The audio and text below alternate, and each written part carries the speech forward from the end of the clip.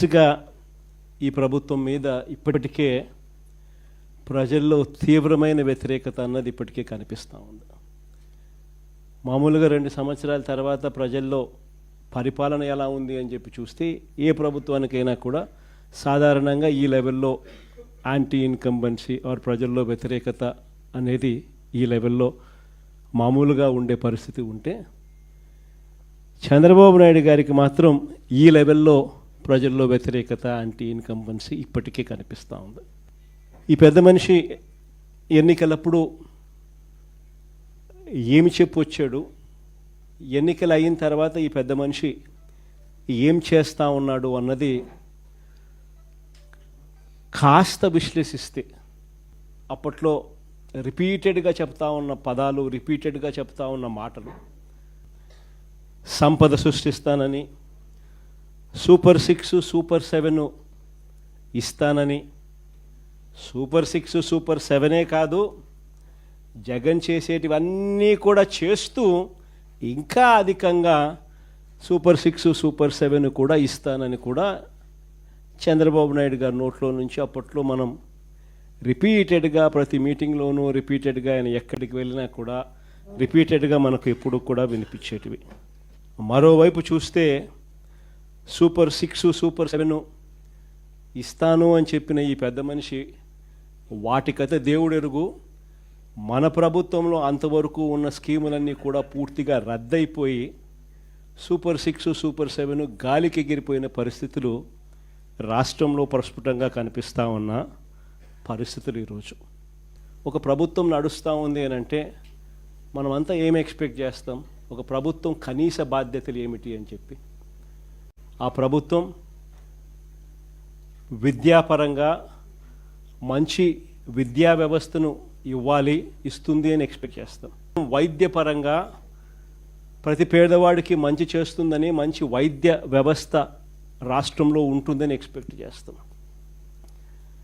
ఒక ప్రభుత్వం ఏర్పడినప్పుడు ఆ ప్రభుత్వం రైతన్నకు తోడుగా నిలబడుతుంది అని, ప్రభుత్వ బాధ్యత రైతుకు అండగా నిలబడము అని చెప్పి మనం అంతా కూడా ఎక్స్పెక్ట్ చేస్తాం.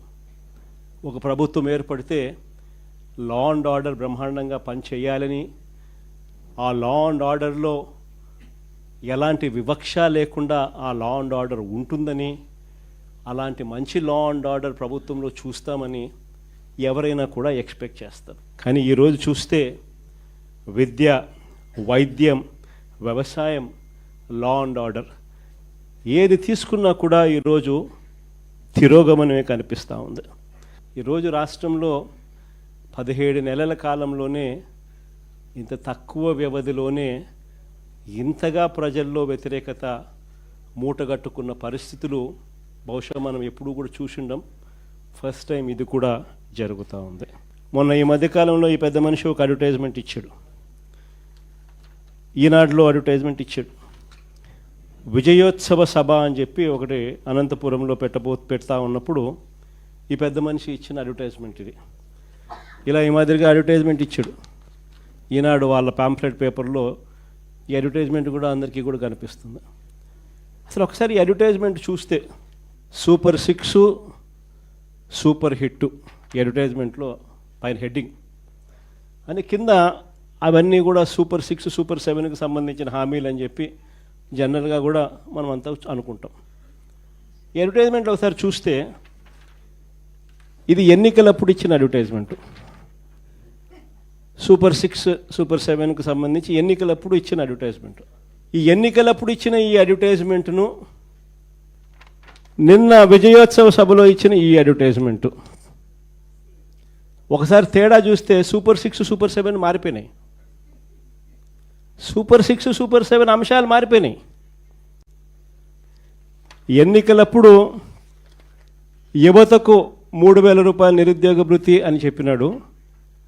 ఈరోజు కనపడ్డంలా సూపర్ 6 సూపర్ 6 ఈ పొద్దు ఇచ్చిన అడ్వర్టైజ్మెంట్లో. ఎన్నికలప్పుడు ప్రతి మహిళకు ఆడబిడ్డ నిధి 15,000 అన్నాడు, 1,500 సంవత్సరానికి 18,000 అన్నాడు. ఎన్నికలప్పుడు ఆడబిడ్డ నిధి నెలకు 1,500 సంవత్సరానికి 18,000 అన్నాడు. ఈరోజు ఇచ్చిన అడ్వర్టైజ్మెంట్ అసలు కనపడంలా. ఆడబిడ్డ నిధి అనే సూపర్ 6 పథకం అసలు అడ్వర్టైజ్మెంట్లో లేదు. కింద చూస్తే బీసీ, ఎస్సీ, ఎస్టీ, ముస్లిం మైనారిటీలకు 50 ఏళ్ళకే పెన్షన్ కింద.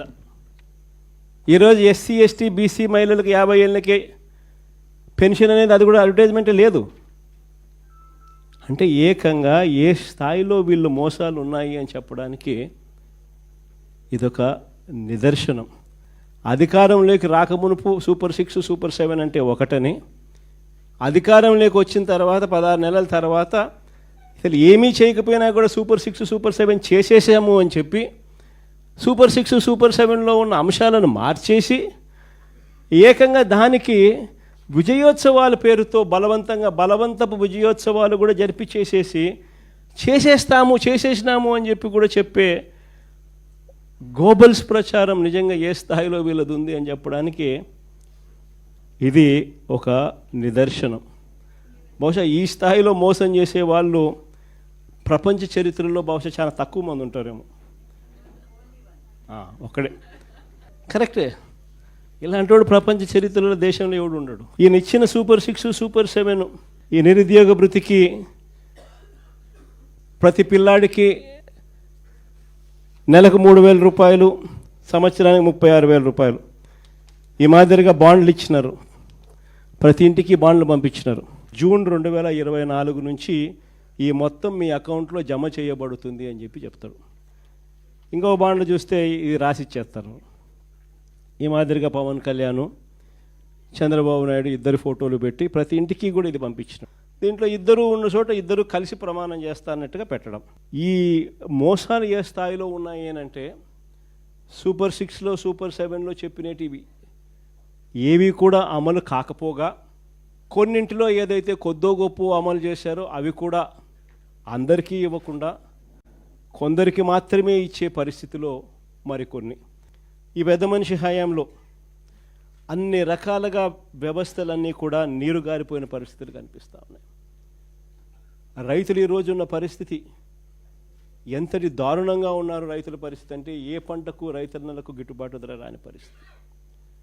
యూరియా కోసం రైతులు ఏకంగా క్యూ లైన్లో నిలబడుతూ ఉన్న పరిస్థితి, అయినా యూరియా దొరకని పరిస్థితి. ఏ రైతన్నకు ఏ పంటకు గిట్టుబాటు ధర రాని పరిస్థితి. రైతన్నలకు ఉచిత పంటల బీమా పథకం గాలికి ఎగిరిపోయింది. కనీసం ఇన్సూరెన్స్ లాస్ట్ ఇయర్కి సంబంధించిన ఇన్సూరెన్స్ డబ్బులు కూడా ఈ పెద్ద మనిషి ఇన్సూరెన్స్ డబ్బులు కట్టకపోవడంతో రాని పరిస్థితి. నేను అడుగుతా ఉన్నా, ఒక్కసారి మనం ఉన్నప్పుడు ఏ రోజన్నా కానీ ఆ 5 సంవత్సరాల కాలంలో ఏ రోజైనా ఇలాంటి పరిస్థితులు ఎప్పుడైనా రైతు చూసినాడా అని? ఏ రోజన్నా ఒక్క రోజన్నా కానీ రైతు యూరియా దొరకడం లేదని చెప్పి క్యూలో నిలబడడం ఎప్పుడున్నా మన 5 సంవత్సరాల కాలంలో కనీసం ఒక్కసారన్నా జరిగింది అని అడుగుతా ఉన్నా. ఆశ్చర్యం కలిగించే విషయాలు ఇవన్నీ కూడా. ఈరోజు రైతుల పరిస్థితి ఎందుకు ఇంత అధ్వానంగా ఉందనంటే కారణం బ్లాక్ మార్కెటీర్లతో, దళారీలతో ప్రభుత్వమే చేతులు కలిపింది. దళారీలతో వీళ్ళే చేతులు కలిపి ప్రైవేట్కు కోటా పెంచేసినారు. ఆర్బీకేలు నిర్వీర్యం చేసినారు. ఈ క్రాప్ అనేది కనపడకుండా పోయింది. ఇంకా పనిలో పని పిఎస్సీలకు వచ్చేసరికి ఇంకా వీళ్ళ కార్యకర్తలు ఎత్తడం మొదలుపెట్టినారు. ఇంకా ఫినిష్. ఓ పక్క కార్యకర్తలు పిఎస్సీలకు వచ్చేసరికి వీళ్ళు ఎత్తడం మొదలుపెట్టినారు. ఆర్బీకేలు లేవు, ఈ క్రాపు లేవు, అన్నీ నిర్వీర్యం. ప్రైవేట్కు కోటా పెంచేసినారు. మార్కెట్లో యూరియా లేదు, వాళ్ళు బ్లాక్ చేశారు, రేట్లు పెంచారు. 267 రూపాయలు బస్తా, మరో 200 రూపాయలు ఎక్స్ట్రా కడితే తప్పనిచ్చి యూరియా దొరకని పరిస్థితిలోకి ఈరోజు రైతు బతుకు దిగజారిన పరిస్థితి ఈరోజు కనిపిస్తూ ఉంది. మన హయాంలో ప్రతి రైతుకు కూడా గిట్టుబాటు ధరలు ప్రతి పంటకు రావడమే కాకుండా, మరీ ముఖ్యంగా ధాన్యానికి సంబంధించి ప్రతి రైతుకు గిట్టుబాటు ధర లభించడమే కాకుండా రైతుకు ఈ క్రాప్ ద్వారా, ఆర్బీకేల ద్వారా ట్రాన్స్పరెంట్గా ఏ రైతుకైనా కూడా ఎంఎస్పి కన్నా రూపాయి తక్కువ ఇచ్చిన పరిస్థితి ఎక్కడలా. గన్ని బ్యాగ్స్, లేబరు, ట్రాన్స్పోర్టు పేరుతో అదనంగా దాదాపుగా 10,000 రూపాయల ఎకరాకు రైతుకు అదనంగా అందించిన పరిస్థితులు మన ప్రభుత్వంలో జరిగాయి. ఈరోజు చంద్రబాబు నాయుడు గారు వచ్చేసరికి పరిస్థితి మారింది. ధాన్యాన్ని గిట్టుబాటు ధర రాని పరిస్థితి ఎందుకుంది అని అంటే చంద్రబాబు నాయుడు అంటాడు పండించిన ధాన్యం ప్రజలు తినే పరిస్థితిలో లేరంట అని నేను ఇప్పుడు చెప్తాడు తీరి. ఈ ధాన్యం అంతా కూడా ఇథనాల్ తయారు చేసేదానికి మాత్రమే ఉపయోగపడుతుందని ఈయన అంటున్నాడు. అంటే దాని అర్థం ఏంది, ఇంకా నెక్స్ట్ ఫ్యూచర్లో కూడా నేను ధాన్యం సేకరణలో నా పరిస్థితి ఇదే మాదిరిగానే ఉంటుంది, ధాన్యం కూడా ఏ ఒక్కరికి గిట్టుబాటు ధర రాదు, మీరు పంటలు మానేయండి అని చెప్పి చెప్తా ఉన్నాడు. పోనీ ధాన్యం పరిస్థితే చంద్రబాబు నాయుడు గురించి ఇట్లా చెప్తా ఉన్నాడేమో అని అనుకుందాం. పోనీ మిగిలిన పంటలు యా పంటకు గిట్టుబాటు ధర వస్తూ ఉంది చంద్రబాబు అని అడుగుతా ఉన్నా. ఈరోజు చంద్రబాబు నాయుడు గారు ముఖ్యమంత్రి అయిన తర్వాత ఈరోజు రాష్ట్రంలో ఏ పంటకైనా గిట్టుబాటు ధర దొరుకుతూ ఉందా అని అడుగుతా ఉన్నా. కందులు తీసుకున్నా, మినుములు తీసుకున్నా, పెసులు తీసుకున్నా, సజ్జలు తీసుకున్నా, మిర్చి తీసుకున్నా, పొగాకు తీసుకున్నా, ఉల్లి తీసుకున్నా, టమాటో తీసుకున్నా, కొక్కో తీసుకున్నా, చీనీ తీసుకున్నా, మామిడి తీసుకున్నా, ఇలా ఏ పంట తీసుకున్నా కూడా ఏ ఒక్క పంటకైనా కూడా ఈరోజు గిట్టుబాటు ధర లభిస్తూ ఉందా అని అడుగుతా ఉన్నా. ఏ పంటకు రావడంలా. కారణం దగ్గర ఉండి ఆర్బీకే వ్యవస్థను నిర్వీర్యం చేసి, ఈ క్రాప్ అనే వ్యవస్థను నిర్వీర్యం చేసి, దగ్గర ఉండి సీఎం యాప్ అని continuous monitoring of agricultural price and procurement అని చెప్పి ఆర్బీకే స్థాయిలో మనం అలర్ట్ సిస్టమ్స్ పెట్టి, ఆర్బీకేలో పోస్టర్లు పెట్టి ఏ పంటకైనా కూడా ఈ రేటు కన్నా తక్కువ రేటుకు అమ్మే పరిస్థితి ఉంటే వెంటనే నోటిఫికేషన్ మనకు వస్తూ వెంటనే గవర్నమెంట్ ఇంటర్వ్యూన్ అవుతూ 7,800 కోట్లు మనం ఖర్చు చేస్తూ పంటల కొనుగోలులో కాంపిటీషన్ క్రియేట్ చేసి రైతులకు తోడుగా ఉండం. ఈరోజు ఆ పరిస్థితి లేదు. అందుకనే ఈరోజు ఏ పంటకు కూడా గిట్టుబాటు ధర రాని పరిస్థితి ఈరోజు కనిపిస్తూ ఉంది. ఇక ఒకసారి విద్యారంగం చూడు, నాడు నేడు గాలికి ఎగిరిపోయింది, ఇంగ్లీష్ మీడియం గాలికి ఎగిరిపోయింది, టోఫుల్ చదువులు గాలికి ఎగిరిపోయాయి, గోరుముద్ద నీరు గారిపోయిన పరిస్థితులు, 8వ తరగతి పిల్లలకు ట్యాబులు ఇచ్చేది గాలికి ఎగిరిపోయింది, ఇంగ్లీష్ మీడియం చదువులు పిల్లలకు ఎండమావైపోయినాయి. సరే ఎన్ని పక్కన పెడదాం, నాడు నేడు పనులు ఆగిపోయాయి, సరే కాస్త ఇవన్నీ పక్కన పెడదాం. పెద్ద చదువులు చదువుతా ఉన్న పిల్లలకు ఏ త్రైమాసికం అయిపోతూనే ఆ త్రైమాసికం అయిపోయిన వెంటనే వాళ్లకు ఫీజు రీయింబర్స్మెంట్ కింద ఫీజులు ఇచ్చేవాళ్ళం మన ప్రభుత్వంలో. విద్యా దీవెన, వసతి దీవెన అని చెప్పి గొప్పగా ప్రభుత్వం అమలు చేసే పథకాలు. ఏ క్వార్టర్ అయిపోయిన వెంటనే ఆ క్వార్టర్. అలాంటిది మొట్టమొదటిసారిగా జనవరి, ఫిబ్రవరి, మార్చికి సంబంధించిన క్వార్టర్ 2024 మార్చి 16 ఎన్నికల కోడ్ వచ్చింది. జనవరి, ఫిబ్రవరి, మార్చికి సంబంధించిన క్వార్టర్ ఆ ఎన్నికల కోడ్ రావడంతో ఆగిపోయింది.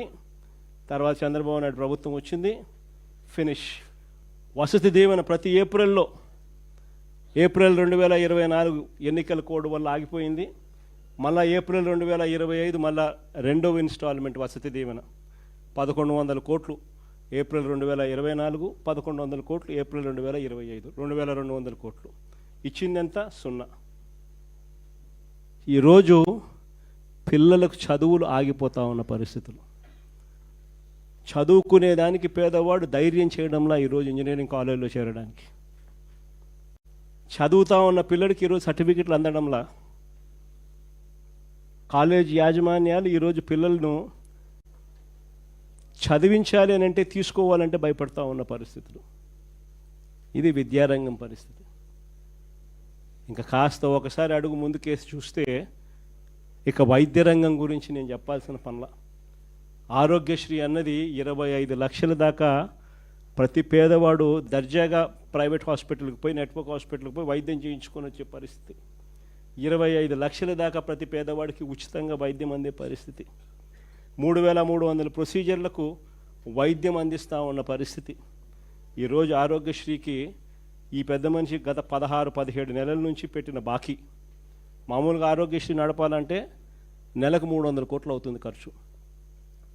ఈ 17 నెలలు 16 నెలలు ఇంటూ 300 అంటే దాదాపుగా 4,500 కోట్లు. ఈ పెద్ద మనిషి 1000 కోట్లు కూడా ఇలా దాదాపుగా 3,500 కోట్లు బకాయిలు.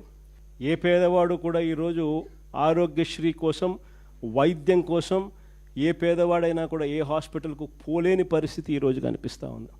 ఇంకా ఆరోగ్య ఆసరా గురించి నేను చెప్పాల్సిన పనులు, ఆరోగ్యశ్రీ పరిస్థితి ఈ మాదిరిగా ఉంటే ఇంకా వైద్యం అందిన తర్వాత ఆపరేషన్ పీరియడ్లో ప్రతి పేదవాడికి నెలకు 5,000 రూపాయలు ఇచ్చి రెస్ట్ పీరియడ్లో సహాయంగా ఉండే గొప్ప కార్యక్రమం మన ప్రభుత్వ హయాంలో అమలయ్యేది.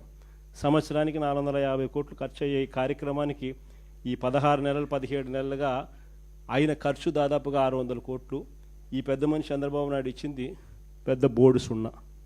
ఈ పరిస్థితుల్లో ఉండగా ఈ పెద్ద మనిషి మెడికల్ కాలేజీలు అమ్ముతానంటాడు. బుద్ధి జ్ఞానం ఉన్నోడు ఎవడైనా మెడికల్ కాలేజీలు అమ్ముతాడని చెప్పి, గవర్నమెంట్ మెడికల్ కాలేజీలు అమ్మాలని చెప్పి ఆలోచన చేసే మనిషి ప్రపంచ చరిత్రలో ఎవడు ఉండడు. ఎందుకనంటే ఒక మెడికల్ కాలేజ్ అనేది ఎందుకు ఎంత అవసరమో తెలుసా? అసలు ఎప్పుడు అందరూ కూడా ఒకసారి ఆలోచన చేయండి. అసలు గవర్నమెంట్ ఎందుకు స్కూల్లో నడుపుతుంది? ఇక్కడే కాదు, దేశంలో, మన రాష్ట్రమే కాదు, దేశం మొత్తం. అసలు గవర్నమెంట్ ఎందుకు స్కూల్ నడుపుతుంది? గవర్నమెంట్ ఎందుకు హాస్పిటల్ నడుపుతుంది? గవర్నమెంట్ ఎందుకు ఆర్టీసీ బస్సులు నడుపుతుంది? ఎందుకో తెలుసా? గవర్నమెంట్ నడపకపోతే, గవర్నమెంట్ స్కూళ్ళు నడపకపోతే నారాయణ చైతన్య లాంటి వాళ్ళు పేదలను చదివించే పరిస్థితి ఉండదు. కాబట్టి గవర్నమెంట్ హాస్పిటల్ నడపకపోతే ప్రైవేట్ హాస్పిటళ్ళు పేదలను బతకనిచ్చే పరిస్థితి ఉండదు. కాబట్టి గవర్నమెంట్ ఆర్టీసీ బస్సులు నడపకపోతే అసలు గవర్నమెంట్ బస్సులలో పేదలు ఎక్కే పరిస్థితి, అసలు మామూలు బస్సుల్లో పేదలు ఎక్కే పరిస్థితి ఉండదు. కాబట్టి దేశవ్యాప్తంగా కూడా గవర్నమెంట్ ఎందుకు స్కూళ్ళు నడుపుతుంది, ఎందుకు హాస్పిటల్ నడుపుతుంది, ఎందుకు బస్సులు నడుపుతుంది అని అంటే ప్రైవేట్ ఎక్స్ప్లాయిటేషన్ జరగకుండా చెక్కు పెట్టేందుకు. ఈరోజు ఈ గవర్నమెంట్ హాస్పిటల్లో ప్రతి జిల్లాకు ఒకటి వస్తూ ఉంది. ఈ టీచింగ్ హాస్పిటల్స్ అంటే ప్రతి జిల్లాలోనూ ఒక సూపర్ స్పెషాలిటీ హాస్పిటల్, ఒక టీచింగ్ హాస్పిటల్ రూపాన ఈ మెడికల్ కాలేజీలతో పాటు అందుబాటులోకి వస్తుంది. అంటే ఈ మెడికల్ కాలేజీలో పనిచేస్తూ ఉన్న ప్రొఫెసర్లు, అసిస్టెంట్ ప్రొఫెసర్లు, పీజీ స్టూడెంట్లు, doctors, MBBS students, nursing students అందరూ అక్కడ డాక్టర్లుగా ఉంటారు. డిఫరెంట్ ఫ్యాకల్టీస్తో ఒక సూపర్ స్పెషాలిటీ టీచింగ్ హాస్పిటల్ ప్రతి పేదవాడికి జిల్లాలో అందుబాటులో ఉంటుంది. ఇది అక్కడ ఉండడం వల్ల ఆ జిల్లాలో మిగిలిన ప్రైవేట్ హాస్పిటల్ ఎవరు కూడా పేదవాడిని ఎక్స్ప్లాయిట్ చేసే పరిస్థితి ఉండదు.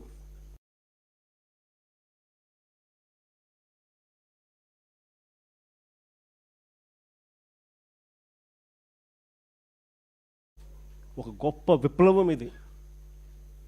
పేదవాడికి ఉచితంగా వైద్యం అందాలి అని అంటే, ప్రైవేట్ ఎక్స్ప్లాయిటేషన్ సిస్టంలో నుంచి తీసేయాలి అని అంటే ఖచ్చితంగా మెడికల్ కాలేజీలు ఎంత అవసరమో చెప్పే ఒక గొప్ప అంశం ఇది. మరోవైపున దీంట్లో వచ్చే సీట్లు, ఆ సీట్ల ద్వారా మన పిల్లలకు చాలామందికి ఉచితంగా చదువులు, మెడిసిన్ చదువులు చదువుతారు.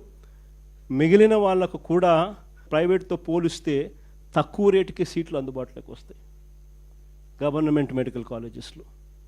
అది రెండవ అడ్వాంటేజ్. ఇన్నిన్ని సీట్లు జిల్లాలలో అందుబాటులోకి రావడంతో, రాష్ట్రంలో ఇన్నిన్ని సీట్లు అందుబాటులోకి రావడంతో డాక్టర్లు ప్రతి జిల్లాలోనూ అవైలబుల్గా ఉంటారు. ఒక గొప్ప కార్యక్రమానికి చంద్రబాబు నాయుడు అనే వ్యక్తి స్కాముల కోసం అని చెప్పి ఏకంగా మెడికల్ కాలేజీను 5,000 కోట్లు ఖర్చు పెట్టే కార్యక్రమానికి చెయ్యలేమని చెప్పి మూసేస్తూ ఉన్నాడు. నాకు ఆశ్చర్యం అనిపించింది. 8,000 కోట్ల రూపాయలతో ఈ పథకాన్ని మొదలుపెట్టి మన హయాంలోనే 5 కాలేజీలను మనం జాతికి అంకితం చేసినాం, స్టార్ట్ చేసినాం. మరో 2 కాలేజీలు పులివెందుల, పాడేరు. చంద్రబాబు నాయుడు ప్రభుత్వం రాకమునిపే వాటిలో కూడా కోర్సులు స్టార్ట్ చేసే విధంగా వాటికి కూడా అనుమతులు వచ్చేసినాయి. అంటే దాదాపుగా 17 కాలేజీలలో 7 కాలేజీలు మోరల్లెస్ ఫుల్ ఫ్లెడ్జ్డ్ కాలేజెస్గా తయారైనాయి. ఇంకొక 5,000 కోట్లు ఏముందండి 5 సంవత్సరాలలో? సంవత్సరానికి 1000 కోట్లు. చూస్తూ ఆడుతూ పాడుతూ పెట్టుకోలేమా? అసలు నిజంగా 5,000 కోట్లు నేను పెట్టలేనని చెప్పి అంటా ఉండే ఈ పెద్ద మనిషి ఆడ అమరావతిలో చేస్తూ ఉండేది ఏంది? ఏం చేస్తూ ఉన్నాడు? ఈయన ప్రాజెక్ట్ రిపోర్ట్ ప్రకారమే 1,00,000 కోట్లు కావాలన్నాడు. ఈయన ప్రాజెక్ట్ రిపోర్ట్ ప్రకారమే మొదటి దఫా 50,000 ఎకరాలను డెవలప్ చేయడానికి ఎకరాకు 2 కోట్ల రూపాయలు అక్కడ ఇన్ఫ్రాస్ట్రక్చర్ కాస్ట్ అవుతుంది అని చెప్పి ప్రొజెక్ట్ చేసినాడు. అంటే ఏంది ఇన్ఫ్రాస్ట్రక్చర్ అంటే ఏంది? బిల్డింగులు కట్టడానికి కాదు, రోడ్లు వేయడానికి, కరెంట్ వేయడానికి, డ్రైనేజీలు ఇవ్వడానికి. వీళ్ళ ప్రకారమే 50,000 ఎకరాలు గతంలో చేసిన దానికి 1,00,000 కోట్లు అవుతాను, 1,00,000 కోట్లు ఖర్చు అవుతుందనంటే గత ప్రభుత్వం చంద్రబాబు నాయుడు ఉన్నప్పుడు 4,500 కోట్లు ఖర్చు పెట్టారు. మిగిలిన 95,000 కోట్లు ఎక్కడి నుంచి తీసుకొని వచ్చి పెడతారు? మొదటి నుంచి నేను అడుగుతా ఉన్న ప్రశ్న అదే.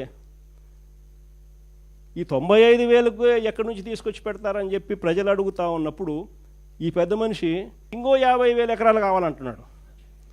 ఆ 50,000కి అయితే పరిస్థితి ఇట్టుంది, ఇంకొక 50,000 కావాలంటున్నాడు. దానికి ఇంకో 1,00,000 కోట్లు. మరి నీకు అమరావతి కోసం 2,00,000 కోట్లు నువ్వు ప్రణాళిక వేసినావు, చేతిలో డబ్బు లేదు కానీ 2,00,000 కోట్లు ప్రణాళిక అంటున్నావు. మెడికల్ కాలేజీలకు, ఇంతమందికి మేలు చేసే మెడికల్ కాలేజీలకు 5,000 కోట్లు పెట్టడానికి నీ దగ్గర డబ్బులు లేవంటావా? నువ్వు అసలు మనిషివేనా చంద్రబాబు అని అడుగుతా ఉన్నా. ఇది పరిస్థితి. విద్య, వైద్యం, వ్యవసాయం, లా అండ్ ఆర్డర్ గురించి నేను చెప్పాల్సిన పనుల ఏ స్థాయిలో ఉందో మీ అందరికీ కూడా తెలుసు. కరప్షన్ గురించి అంతకన్నా మాట్లాడాల్సిన పనుల. కరప్షన్ అనేది లేనిది ఎక్కడో చెప్పాలా. ఏది ముట్టుకున్నా కరప్షనే. మద్యం, ఇసుక, లాటరైటు, బాక్సైటు, క్వాడ్సు, సిలికా, మట్టి, ప్రతి నియోజకవర్గంలో పేకాట క్లబ్బులు, ఇంకా కుటుంబేషన్ల కాడ నుంచి మొదలు పెడితే ఇంకా స్కాములు అనేకం. భూములు ఇష్టం వచ్చినట్టుగా రూపాయికి 10 రూపాయలకి ఇవ్వడం. కరెంటు కొనుగోలు, మనం ₹2.49 మనం కరెంటు కొనుగోలు చేసి రైతులకు మేలు చేసే విధంగా మనం అడుగులేస్తే వీళ్ళు ₹4.60 ఆ రోజు యాగి చేసిన వాళ్ళు ఈరోజు ₹4.60 కరెంటు పీపీఎల్ అగ్రిమెంట్లు ఎంటర్ అవుతున్నారు. ఏది చూసుకున్నా స్కాములే. రాష్ట్రానికి రావాల్సిన ఆదాయం రాష్ట్రానికి రావడంలా, దారి మళ్ళీ ఇలా జోబిలేకపోతా ఉంది. కాబట్టి రాష్ట్రానికి రావాల్సిన ఆదాయాలు తగ్గుతున్నాయి. రాష్ట్ర ఖజానాకు ఆదాయాలు ఎందుకు తగ్గుతున్నాయనంటే ఖజానాకు రావాల్సిన ఆదాయం ఖజానాకు రావడంలా. మన హయాంలో ఇసుక ఎగ్జాంపుల్ చెప్తా, 750 కోట్లు సంవత్సరానికి ఖజానాకు వచ్చేది. ఈరోజు ఖజానాకు రూపాయి రావడంలా. ఇసుక రేటు మన హయాంలో కన్నా డబల్ రేటు. అంటే ఆ ఆదాయం ఖజానాకు రాకోకుండా దారి మళ్ళుతా ఉంది. తెలుగుదేశం పార్టీ వాళ్ళ జోబులు లేకపోతా ఉంది. జిఎస్టీ ఎందుకు తగ్గుతూ ఉందంటే దానికి కారణం రాష్ట్రానికి రావాల్సింది వస్తూ ఉంటాయి కదా. ప్రతి విషయంలోనూ కూడా ఇసుక అంతే, మట్టి అంతే, క్వాడ్సు అంతే, సిలికా అంతే, మైన్లలో నుంచి నేరుగా వాళ్ళకి పోతాం, వాళ్ళ జోబీలో లేకపోతా ఉంది. అందుకని రాష్ట్రానికి సంబంధించిన ఆదాయం రాకుండా ఇలా పర్సనల్ జోబీలు లేకపోయి రాష్ట్ర ఖజానా దివాలా తీస్తూ ఉంది. 17 నెలల్లో 2 లక్షల కోట్ల అప్పు. మనం 5 ఏళ్లలో చేసిన అప్పుకు 57% అప్పు కేవలం 16 నెలల్లో. ఈ డబ్బంతా ఎక్కడికి పోతా ఉంది? ఓ స్కీమ్ లేదు, మన పాత స్కీములన్నీ రద్దు, కొత్త స్కీములు ఏవి లేవు. మరి డబ్బంతా ఎక్కడికి పోతా ఉంది? ఎక్కడికి పోతా ఉంది డబ్బంతా? ఎవరి జోబీల్లోకి డబ్బు పోతా ఉంది? నిజంగా ఈరోజు పరిస్థితి రాష్ట్రంలో ఏ స్థాయిలో ఉంది అనేదాన్ని చెప్పడానికి ఎన్ని నిదర్శనాలు. నేను అందుకనే చెప్తా ఉన్నా, ఇలాంటి సమయాలలో చంద్రబాబు నాయుడు చేస్తూ ఉన్నది ఏమిటి అని అంటే ప్రతిదీ డైవర్షన్ పాలిటిక్స్. ప్రజల్లోకి పోయే పరిస్థితి లేదు కాబట్టి ప్రతిదీ కూడా డైవర్షన్ పాలిటిక్స్. ఒక ఇష్యూ ఏదైనా జరుగుతూ ఉంది అని అంటే చాలు, ఆ ఇష్యూ పెద్దది అవుతుంది అని అంటే చాలు దాన్ని బ్రేక్ చేయడం, దాంట్లో నుంచి డైవర్ట్ చేసేయడం.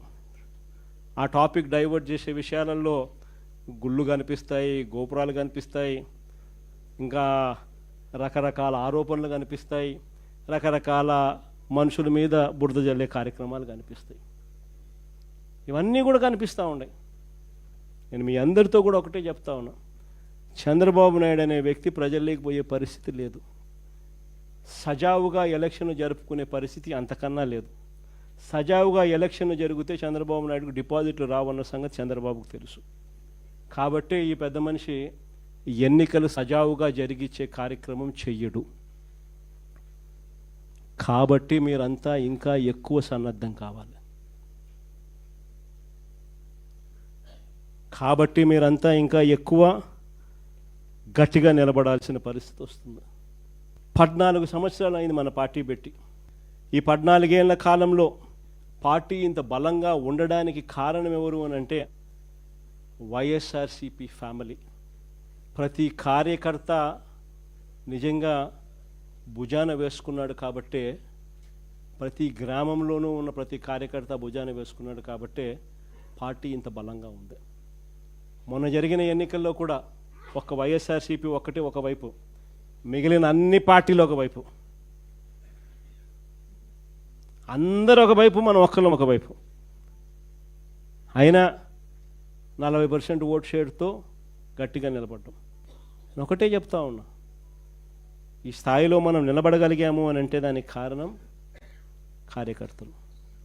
నేను ఈ గ్రామంలో వైఎస్ఆర్సిపి కార్యకర్తను, ఈ గ్రామంలో నేను మహిళా అధ్యక్షురాలను, ఈ గ్రామంలో నేను రైతు అధ్యక్షుణ్ణి, ఈ గ్రామంలో నేను యువత అధ్యక్షుణ్ణి, ఈ గ్రామంలో నేను సోషల్ మీడియా అధ్యక్షుణ్ణి, ఈ గ్రామంలో నేను బీసీ అధ్యక్షుణ్ణి, ఈ గ్రామంలో నేను ఎస్సీ అధ్యక్షుణ్ణి అని అనుబంధ విభాగాలు గ్రామ స్థాయిలోకి వెళ్ళి అక్కడ మన పార్టీని ఓన్ చేసుకొని భుజస్కంధాల మీద వేసుకొని వాళ్ళ తర్వాత వాళ్ళ కమిటీలు వాళ్ళు వేసుకుంటే, ఆ తర్వాత చంద్రబాబు నాయుడు కాదు కదా వాళ్ళ నాయన తలుచుకున్నా కూడా వైఎస్ఆర్సిపి గోటికి కూడా పనికి రాకుండా పోతారు. అది మీరు రికగ్నిషన్ ఇవ్వాలి. మీరు ఇవ్వాల్సిన రికగ్నిషన్ అది. చాలా సులభమైన పని. ఇప్పటికే పార్టీని చూస్తే, ఇప్పటికే పార్టీ ఆర్గనైజ్డ్గా ఉన్న తీరును చూస్తే, ఆర్గనైజేషన్ స్ట్రక్చర్ చూస్తే, ఇప్పటికే ఒక వ్యవస్థ ఈ 16 నెలల నుంచి ఆల్రెడీ డెవలప్ చేసినాం. రీజనల్ కోఆర్డినేటర్స్ ఉన్నారు, జిల్లా అధ్యక్షులను ఆల్రెడీ నియమించినాం, పార్లమెంట్ అబ్జర్వర్స్ ఆల్రెడీ ఉన్నారు, పార్లమెంట్ సెక్రటరీస్ కింద ప్రతి రెండు నియోజకవర్గాలకు అబ్జర్వర్ స్టేటస్లో ఒక పార్లమెంట్ సెక్రటరీని కూడా నియమించడం, కాన్స్టిట్యున్సీ ఇన్ఛార్జీలు ఉన్నారు. వీళ్ళంతా కూడా డిస్ట్రిక్ట్ కమిటీసు, మండల్ కమిటీసు, గ్రామ కమిటీసు వేసే దిశగా వీళ్ళంతా కూడా అడుగులు వేస్తూ ఉన్నారు. వీరితో పాటు మోస్ట్ ఇంపార్టెంట్ ఏమిటో తెలుసా? అనుబంధ విభాగాలు. అనుబంధ విభాగాలు అన్నది ది మోస్ట్ ఇంపార్టెంట్ థింగ్. ఇది మనకు తెలియని ఓనర్షిప్ ఇస్తుంది. పార్టీ మీద, పార్టీని ప్రేమించే వాళ్ళు ఇది మా పార్టీ అని చెప్పి ఓన్ చేసుకునే ఒక గొప్ప ఓనర్షిప్ ఇస్తుంది అనుబంధ విభాగాలు. ఈ అనుబంధ విభాగాలను డిస్ట్రిక్ట్ లెవెల్ నుంచి డిస్ట్రిక్ట్ అధ్యక్షుడు, డిస్ట్రిక్ట్ కమిటీసు, వీళ్ళను నుంచి కిందికి next level constituency level. Constituency లెవెల్లో కమిటీస్ వేయాల్సిన పనుల, కాన్స్టిట్యున్సీస్లో అనుబంధ విభాగాలకు సంబంధించిన అధ్యక్షులను వేస్తే చాలు. ఎందుకనంటే వాళ్ళు నియోజకవర్గ స్థాయిలో గ్రామ స్థాయి వరకు సూపర్విజన్ చేస్తారు. దాని తర్వాత మండల స్థాయిలో, మండల్ లెవెల్లో అధ్యక్షులు, అనుబంధ విభాగాల అధ్యక్షులు, వారికి సంబంధించిన కమిటీసు, ఇవి జరుగుతూ ఉండగా గ్రామంలో,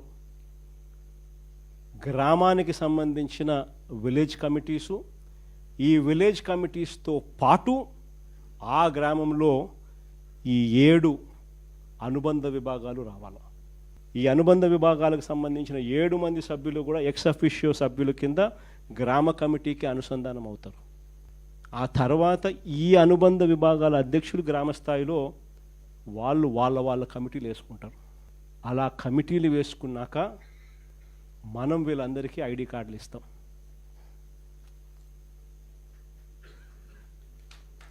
ఈ ఐడి కార్డులు ఇచ్చే కార్యక్రమం సంక్రాంతికి ఇవ్వాలని తాపత్రయం. ఎప్పుడైతే నేను చెప్తా ఉన్నాను, ఎప్పుడైతే ఈ ఐడి కార్డు వాళ్ళ మెడలో ఉంటుందో, వాళ్ళ జోబీలోకి వస్తుందో ఈ కార్డు, దాని అర్థం వాళ్ళ డేటా నా దగ్గర ఉన్నట్టు,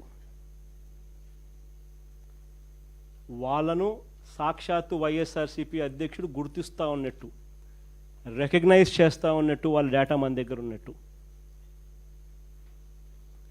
ఆ గుర్తింపు ఎప్పుడైతే ఆ గ్రామ స్థాయిలో ఉన్న వ్యక్తికి ఎప్పుడైతే వస్తుందో అప్పుడు ఈరోజు పార్టీని లీడ్ చేసేది గ్రామ స్థాయిలో అనుబంధ విభాగాలకు సంబంధించిన ఈ అధ్యక్షులు లీడ్ చేయడమే కాకుండా రేపొద్దున మన గవర్నమెంట్ అధికారంలోకి వచ్చిన తర్వాత వాళ్ళను ముందరబెట్టి వాళ్ళకు మంచి చేయడమే కాకుండా ప్రజలకు కూడా వాళ్ళ ద్వారా మంచి చేసే కార్యక్రమం కూడా జరుగుతుంది.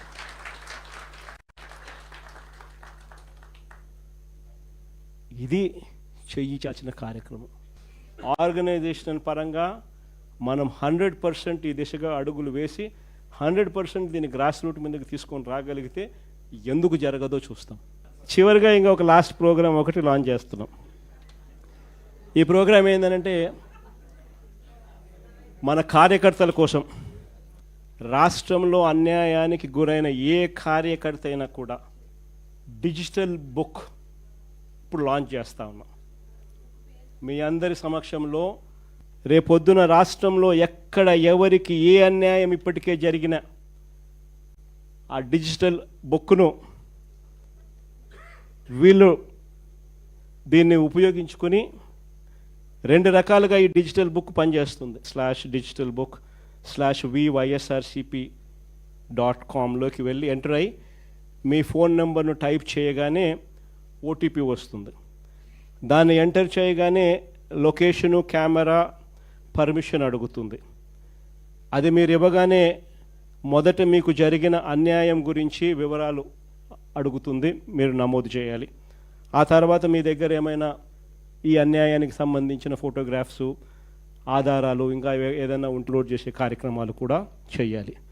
ఆ తర్వాత అది ఆటోమేటిక్లీ ఆ డిజిటల్ బుక్లో స్టోర్ అయిపోతుంది.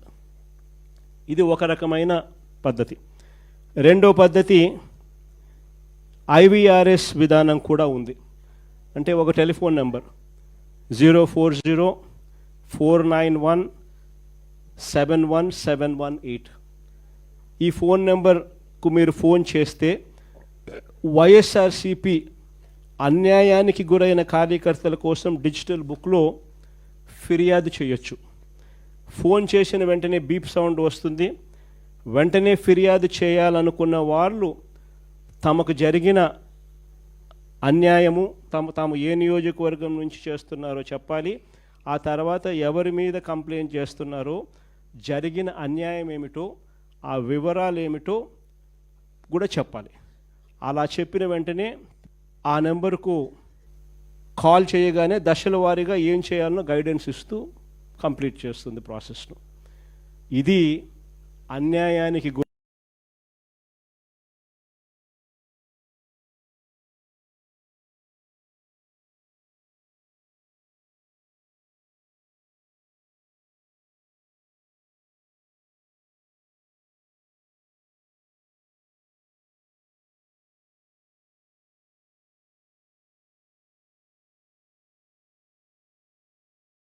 /vySRCP.comలోకి వెళ్ళి ఎంటర్ అయ్యి మీ ఫోన్ నెంబర్ను టైప్ చేయగానే ఓటీపీ వస్తుంది.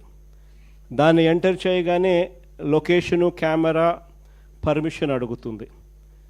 అది మీరు ఇవ్వగానే మొదట మీకు జరిగిన అన్యాయం గురించి వివరాలు అడుగుతుంది, మీరు నమోదు చేయాలి. ఆ తర్వాత మీ దగ్గర ఏమైనా ఈ అన్యాయానికి సంబంధించిన ఫోటోగ్రాఫ్స్, ఆధారాలు, ఇంకా ఏదైనా అప్లోడ్ చేసే కార్యక్రమాలు కూడా చేయాలి. ఆ తర్వాత అది ఆటోమేటిక్లీ ఆ డిజిటల్ బుక్లో స్టోర్ అయిపోతుంది. ఇది ఒక రకమైన పద్ధతి. రెండో పద్ధతి IVRS విధానం కూడా ఉంది. అంటే ఒక టెలిఫోన్ నెంబర్ 040-491-71718. ఈ ఫోన్ నెంబర్కు మీరు ఫోన్ చేస్తే వైఎస్ఆర్సిపి అన్యాయానికి గురైన కార్యకర్తల కోసం డిజిటల్ బుక్లో ఫిర్యాదు చేయొచ్చు. ఫోన్ చేసిన వెంటనే బీప్ సౌండ్ వస్తుంది.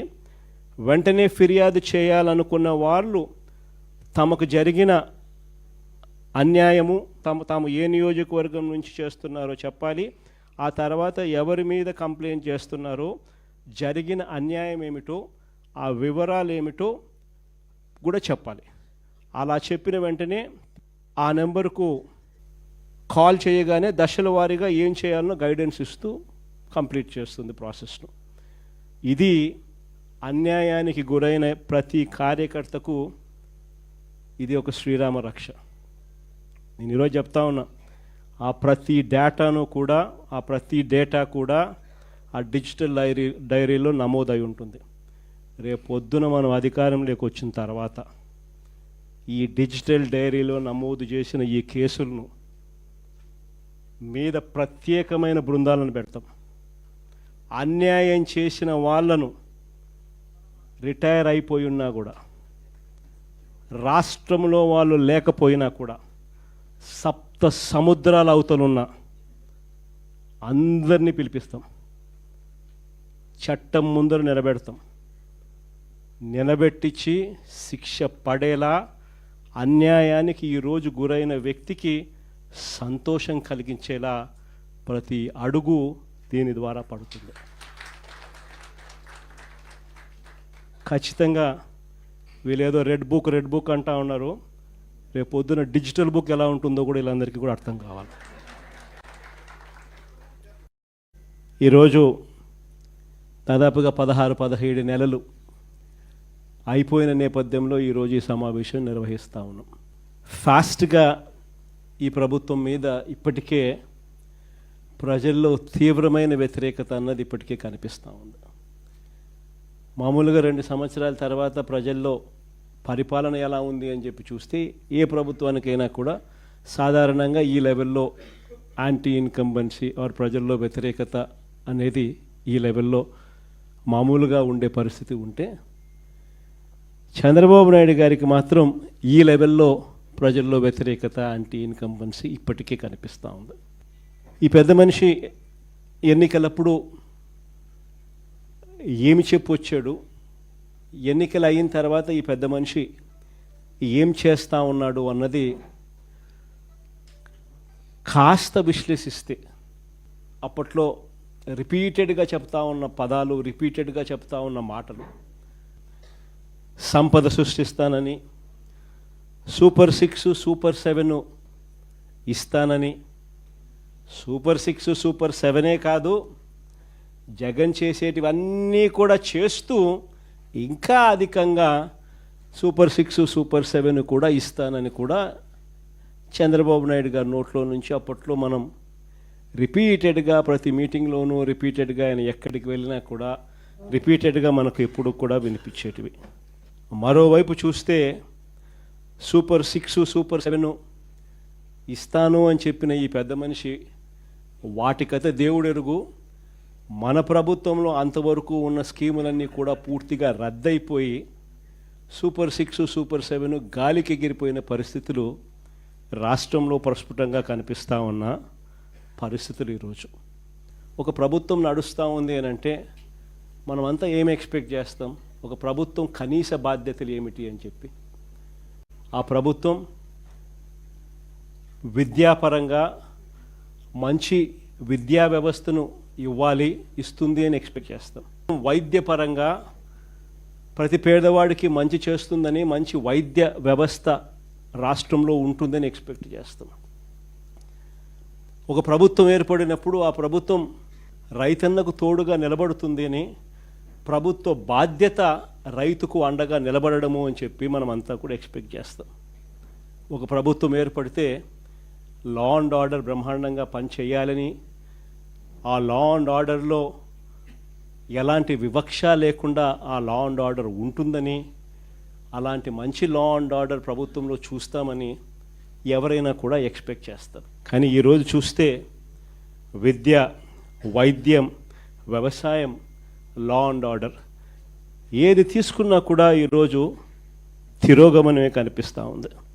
ఈరోజు రాష్ట్రంలో 17 నెలల కాలంలోనే, ఇంత తక్కువ వ్యవధిలోనే ఇంతగా ప్రజల్లో వ్యతిరేకత మూటగట్టుకున్న పరిస్థితులు బహుశా మనం ఎప్పుడూ కూడా చూసిండం.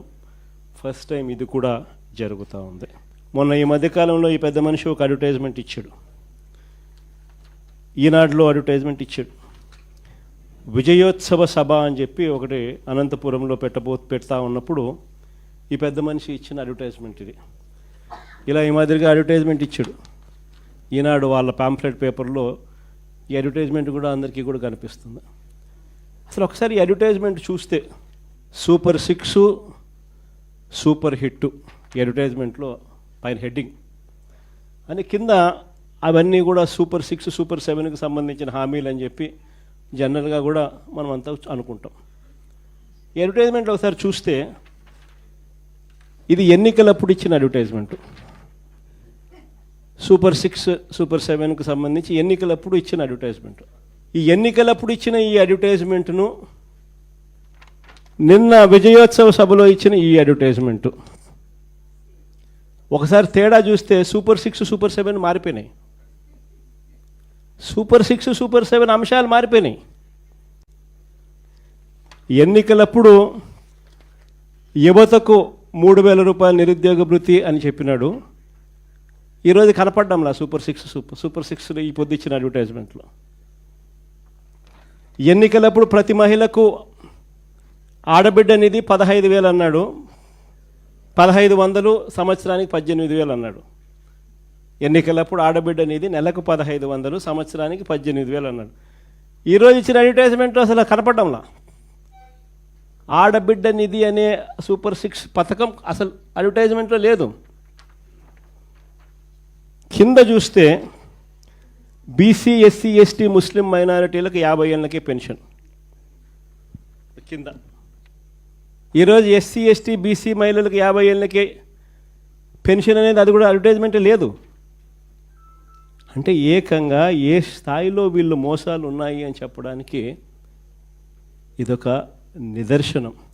అధికారంలోకి రాకమునుపు సూపర్ 6 సూపర్ 7 అంటే ఒకటని, అధికారంలోకి వచ్చిన తర్వాత 16 నెలల తర్వాత అసలు ఏమీ చేయకపోయినా కూడా సూపర్ 6 సూపర్ 7 చేసేసాము అని చెప్పి సూపర్ 6 సూపర్ 7లో ఉన్న అంశాలను మార్చేసి ఏకంగా దానికి విజయోత్సవాల పేరుతో బలవంతపు విజయోత్సవాలు కూడా చేసేసినాము అని చెప్పి కూడా చెప్పే గోబల్స్ ప్రచారం నిజంగా ఏ స్థాయిలో వీళ్ళది ఉంది అని చెప్పడానికి ఇది ఒక నిదర్శనం. బహుశా ఈ స్థాయిలో మోసం చేసే వాళ్ళు ప్రపంచ చరిత్రలో బహుశా చాలా తక్కువ మంది ఉంటారేమో. ఒక్కడే కరెక్టే. ఇలాంటి వాడు ప్రపంచ చరిత్రలో దేశంలో ఎవడు ఉండడు. ఈయన ఇచ్చిన సూపర్ 6 సూపర్ 7 ఈ నిరుద్యోగ భృతికి ప్రతి పిల్లాడికి నెలకు 3,000 రూపాయలు, సంవత్సరానికి 36,000 రూపాయలు. ఈ మాదిరిగా బాండ్లు ఇచ్చినారు, ప్రతి ఇంటికి బాండ్లు పంపించినారు. జూన్ 2024 నుంచి ఈ మొత్తం మీ అకౌంట్లో జమ చేయబడుతుంది అని చెప్పి చెప్తారు.